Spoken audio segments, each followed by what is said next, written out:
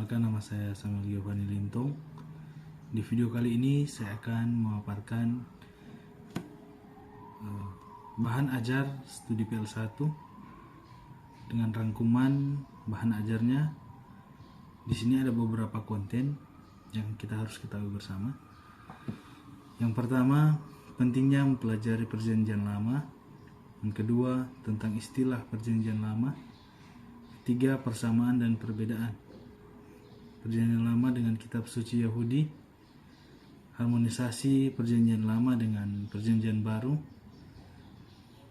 geografi Perjanjian Lama, kronologi Perjanjian Lama. Kita masuk pada bagian pertama, pentingnya mempelajari Perjanjian Lama. Mengapa penting mempelajari Perjanjian Lama? Karena Perjanjian Lama berasal dari Allah atau firman Allah. Juga Alkitab secara keseluruhan atau mencakup juga Perjanjian Baru. Kemunculan firman Allah disebut penyataan atau wahyu Allah. Penyataan atau wahyu dalam bahasa Greka disebut apokalipsis, yang secara harfiah berarti membuka tudung, yang kemudian dimaknai sebagai penyingkapan. Bagaimana kita bisa melihat Alkitab itu sebagai wahyu Allah, padahal itu ditulis oleh manusia, yang tentu saja sangat terkait dengan keunggulan dan kelemahannya. Jawaban-jawaban terkait dengan hal itu, yang pertama, inspirasi Alkitab. Inspirasi Alkitab adalah suatu proses di mana manusia menerima ilham Allah untuk menulis apa yang diwahyukan Allah. Dalam 2 Timotius 3 ayat 16, segala tulisan yang diilhamkan Allah memang bermanfaat untuk mengajar, untuk menyatakan kesalahan, untuk memperbaiki kelakuan, dan untuk mendidik orang dalam kebenaran. Dalam bahasa Greka, kata diilhamkan Allah, theopneustos, yang berarti dinafaskan Allah.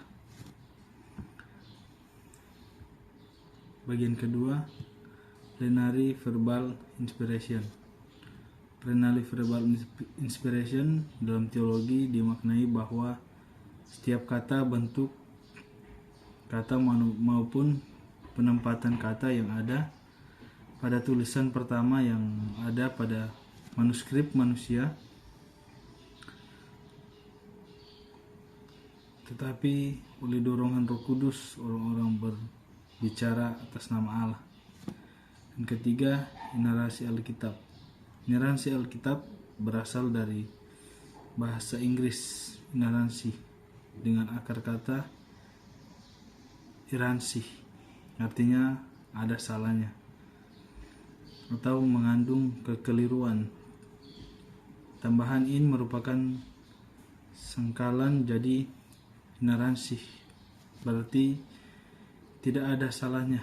Inerransi Alkitab mengandung pengertian bahwa Alkitab tidak mengandung kesalahan, sekalipun ini menunjuk kepada tulisan awal dan sumber utama yang ditulis langsung oleh penulis Alkitab. Dan keempat, kanonitas Alkitab.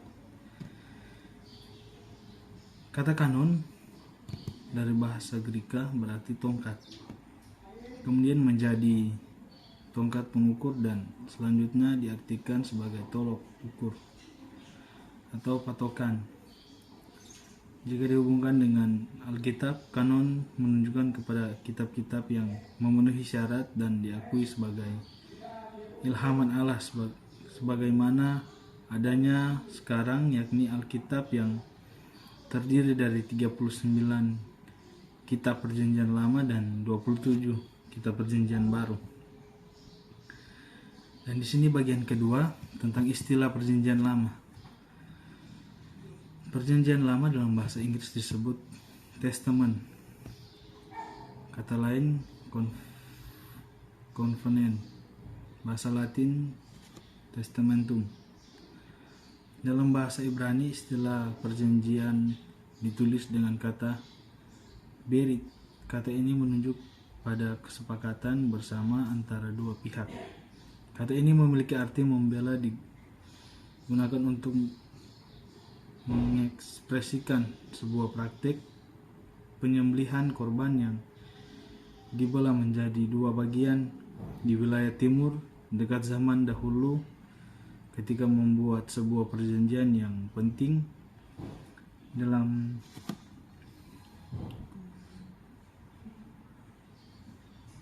Yeremia 34 ayat 18. Hal ini berarti jika satu dari dua pihak yang mengingkar perjanjian akan dibelah menjadi dua bagian. Kita masuk dalam bagian A, perjanjian dengan Adam. Disebut juga perjanjian Eden. Kejadian 2 ayat 16 sampai 17. Lalu Tuhan Allah memberi perintah ini kepada manusia. Semua pohon dalam taman ini boleh kau makan buahnya dengan bebas, tapi pohon pengetahuan tentang baik dan jahat itu janganlah engkau makan buahnya, sebab pada hari engkau memakannya pastilah engkau mati.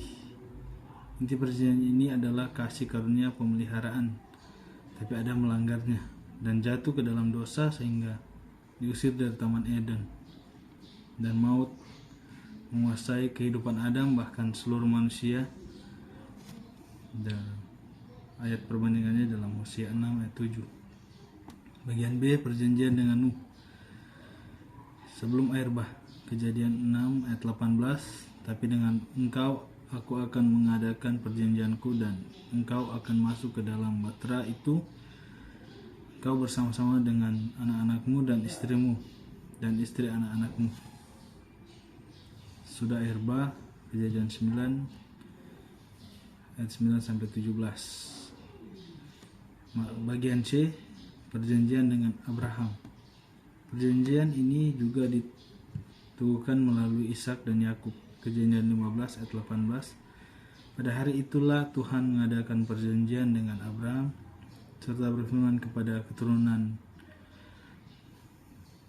kuberikan negeri ini, mulai dari sungai Mesir sampai ke sungai yang besar itu, sungai Efrat. Selain ayat ini, ada beberapa juga ayat lain baik pengulangan kepada Abraham dan juga kepada Ishak dan Yakub. Bagian D, perjanjian dengan Musa. Perjanjian ini disebut dengan perjanjian Sinai. Tuhan membuat perjanjian ini ketika Israel dan dalam perjalanan dari Mesir menuju Kanaan. Di kaki gunung Sinai, Tuhan membuat perjanjian antara Tuhan dengan seluruh bangsa Israel. Perjanjian ini disertai dengan segala ketetapan dan peraturan, hukum Taurat yang disertai berkat dan kutuk. Kepatuhan atau pelanggaran diikuti segala konsekuensinya dalam Keluaran 20 ayat 31. Kita masuk dalam bagian E, perjanjian dengan Daud.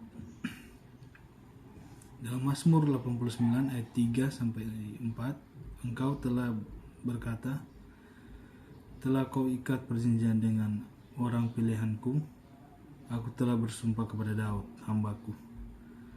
Untuk selama-lamanya aku hendak menegakkan anak cucumu dan membangun tatamu turun-temurun. Dan juga ayat referensinya dalam 2 Samuel 7 ayat 12 sampai 16, dalam Mazmur 89 ayat 26 sampai 29. Bagian F, perjanjian baru.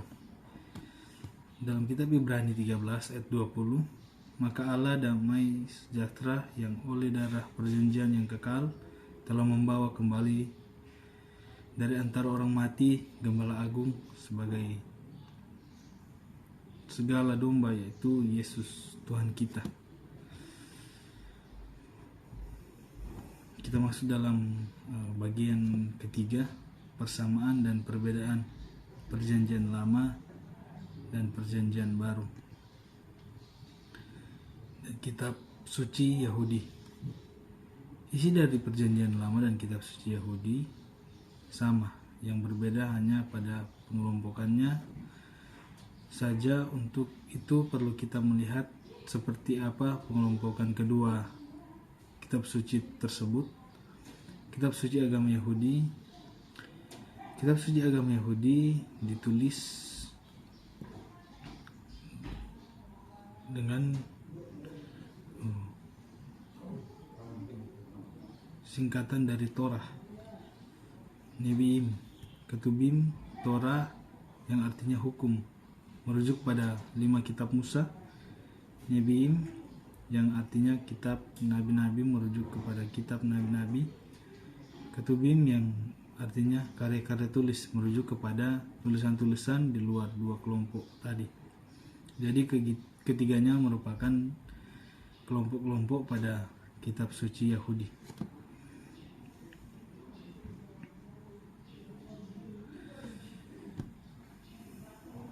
Kita masuk dalam bagian-bagian.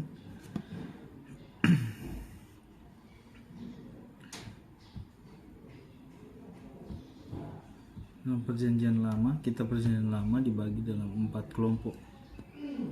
Kitab ini adalah kitab yang diterima sebagai kanon oleh orang Kristen. Ada juga kitab lain yang diterima dan diakui sebagai kitab suci oleh Katolik dan Ortodoks. Selengkapnya tentang hal ini, termasuk kanon, yang dibahas lebih jauh pada mata kuliah bibliologi. Bagian keempat, harmonisasi perjanjian baru dan perjanjian lama. Dalam bagian ini kita akan melihat tentang perbedaan, persamaan, dan hubungan perjanjian baru dan perjanjian lama, seperti telah disentil sebelumnya. Pada perjanjian baru dan perjanjian lama adalah firman Allah dan sama memiliki otoritas Allah, serta keduanya merupakan satu kesatuan yang tak dapat dipisahkan oleh satu titik tolak. Dari hal-hal tersebut, pertemuan atau perpaduan keduanya lebih tepat jika disebut sebagai harmonisasi. Dalam bagian pertama, dalam perbedaan perjanjian baru dan perjanjian lama, kita telah memulai tema ini dengan kata harmonisasi. Bandingkan dengan diharmonisasi. Ketika melihat adanya perbedaan dalam tubuh perjanjian baru dan perjanjian lama, hendaklah kita melihat bukan sebagai pertentangan atau kontradiksi, atau juga sebagai ketegangan dan berujung perpecahan. Karena memang jika kita dengan seksama memadukan kedua kitab tersebut dengan pendekatan-pendekatan hermeneutika yang tepat, maka muncul adalah kekaguman luar biasa terhadap keagungan rencana Allah dalam firman-Nya. Bagian 2, persamaan PL dan PB, itu persamaan perjanjian lama dan perjanjian baru.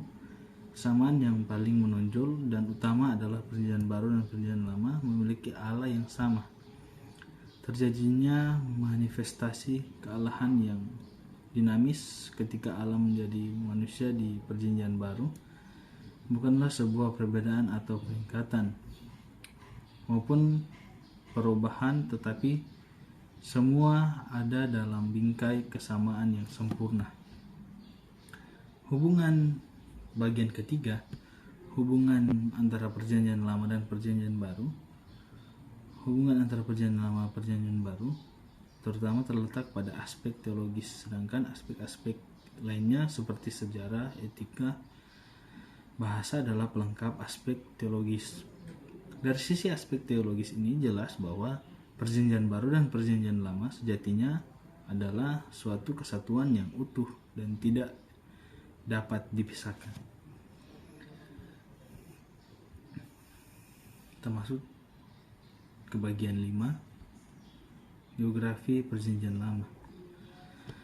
Alkitab menyebutkan begitu banyak nama tempat yang pernah ada di dalam dunia, meskipun banyak nama yang kita tidak lagi temukan sekarang karena terjadinya perubahan-perubahan nama seiring berjalannya waktu. Namun masih banyak juga yang tetap dipertahankan sampai sekarang. Kita patut bersyukur karena Salah satu fakta yang menunjang kebenaran Alkitab adalah nama-nama tempat yang bukan fiktif, tapi benar-benar ada dan pernah ada.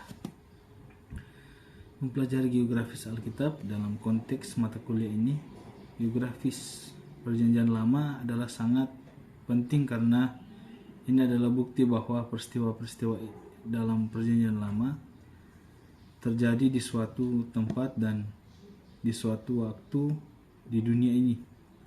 Berikut supaya kita tugas interpret kita terhadap Perjanjian Lama, dan lebih baik begitu banyak nama tempat seperti gunung, sungai, laut, kota, desa, dan lain sebagainya, termasuk dalam bagian 6 kronologi Perjanjian Lama. Urutan waktu dari peristiwa-peristiwa atau kronologi Perjanjian Lama sangat penting, artinya dalam rangka memiliki pemahaman yang memadai tentang Perjanjian Lama. Memang bukanlah sebuah tugas yang mudah untuk membuat kronologi Perjanjian Lama, karena sekalipun Perjanjian Lama banyak memberikan data tentang peristiwa dan waktu, namun karena tujuan Perjanjian Lama bukan Alkitab secara keseluruhan, tidak bermaksud memberikan catatan kronologis yang lengkap. Peristiwa dan waktu jika ada hanyalah untuk kepentingan tindakan Allah, terutama terhadap manusia ketika itu. Maka tidak ada urutan waktu dan peristiwa lengkap seperti ketika belajar kronologi pemilihan umum sejak Indonesia merdeka. Kini dalam rangka tugas ini kita sangat terbantu oleh upaya dan dilakukan oleh James User yang menyusun kronologi Alkitab pada tahun 1581 sampai 1656. Adalah uskup agung gereja berlatar belakang akademik Trinity. Mahakarya User adalah sejarah lengkap bumi dalam bahasa Latin yang mencakup kejadian-kejadian besar hari penciptaan hingga 70 Masehi. Yang menerbitkan buku tersebut dalam 16.000 halaman pada tahun 1650 dan mengumumkan bahwa alam semesta ini diciptakan mulai di malam hari tanggal 22 Oktober 404 sebelum Masehi pada tahun 1658.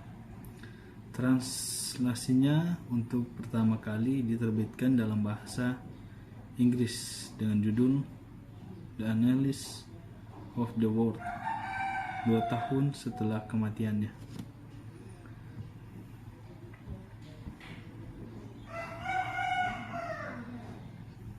Kita masuk pada zaman